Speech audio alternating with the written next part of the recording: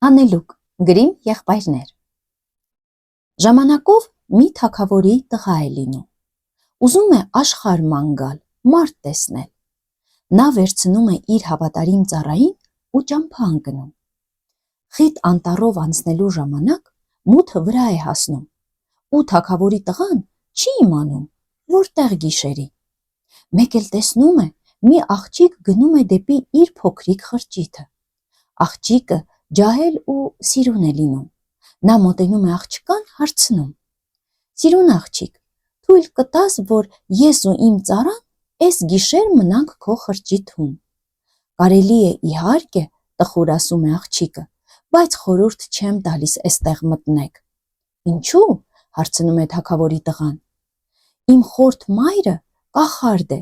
և օտար մարդկանց չարիք է բերում»։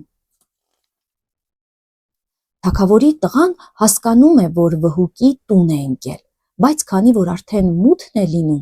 հնարավոր չի լինում առաջ գնալ, չի վախենում, մտնում է խրճիթ։ Պառավը օջախի մոտ բազկաթոռին նստած,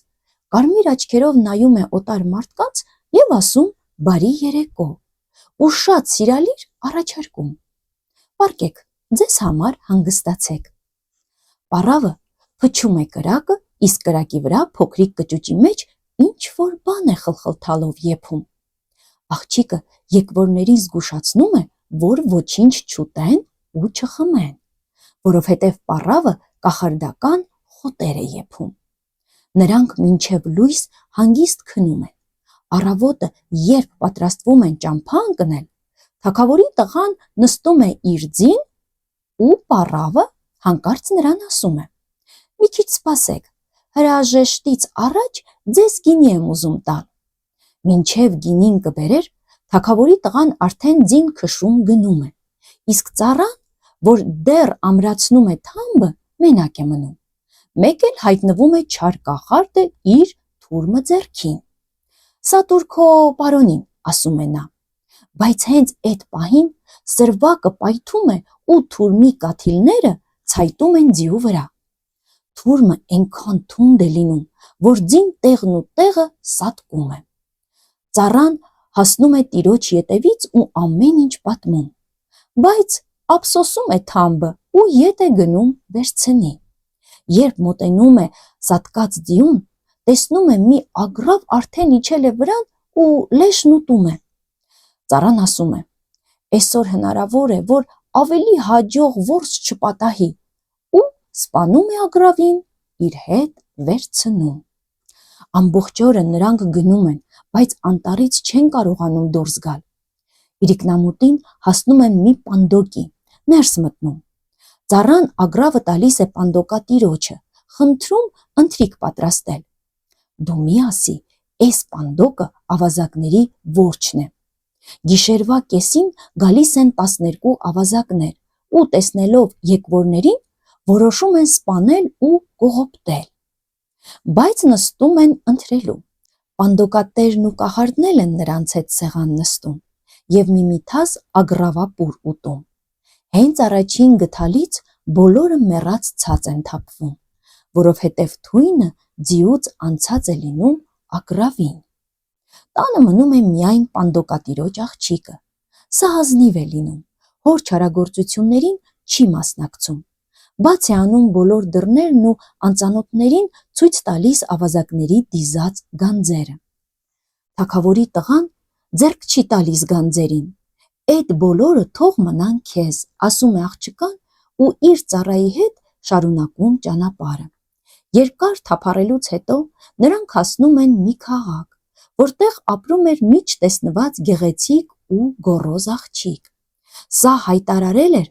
թե ով մի այնպիսի հանելուկ ասի, որ ինքը չկարողանա լուծել, կհամաձայնի դառնալ նրա կինը, իսկ եթե հանելուկը լուծի, կտրել կտա ասողի գլուխը։ Նա սովորաբար 3 օր ժամանակ էր վերցնում և այնքան խելացի էր, որ ամենադժվար խրթին հանելուկն էլ կարողանում էր լուծել։ Մինչև այդ օրը արդեն 9 մարդու գլուխ էր կտրել տվել։ Թագավորի տղան 10-րդն էր, որ գոռոզ աղջկա գեղեցկությամբ տարված, որոշում է վտանգի կի տակ դնել իր գլուխը։ Գնում է արքայադստեր մոտ ու առաջարկում է իր հանելուկը։ Ինչ է նշանակում, մեկը չհաղթեց մեկին,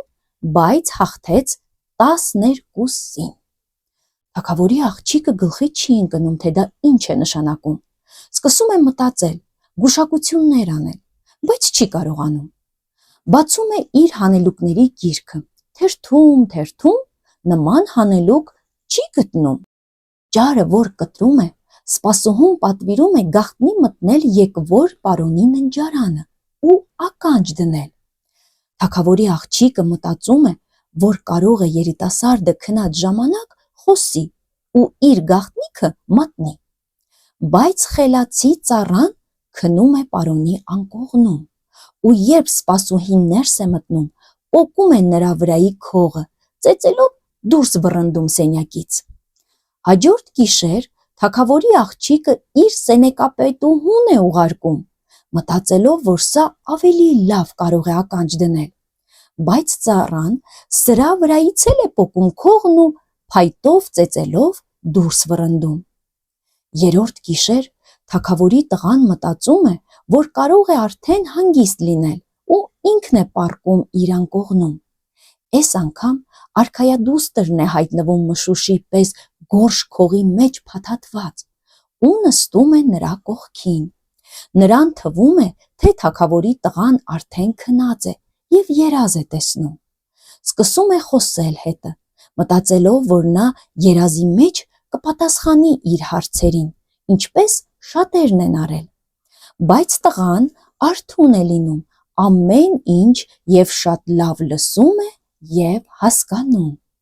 Թագավորի աղջիկը հարցնում է. Ինչ է նշանակում, մեկը չհաղթեց ոչ մեկի։ Թագավորի տղան պատասխանում է. դա ագռավն է, որ կցել էր թունավորված ձիու լեշը, այդ պատճառով էլ զատկել։ Արքայադուստրը հարցնում է. իսկ ինչ է նշանակում հաղթեց 12-ին։ Հաղթեց 12 ավազակներին, որ կերան ագռավի միսը ու դրանից մեռան։ Իմանալով պատասխանը, արքայադուստրը որոշում է կամացուկ դուրս գալ սենյակից, բայց տղան ամուր բռնում ու քաշում է նրա քողը։ Թագավորի աղջիկը փախչում է, քողը մնում է տղայի ձեռքին։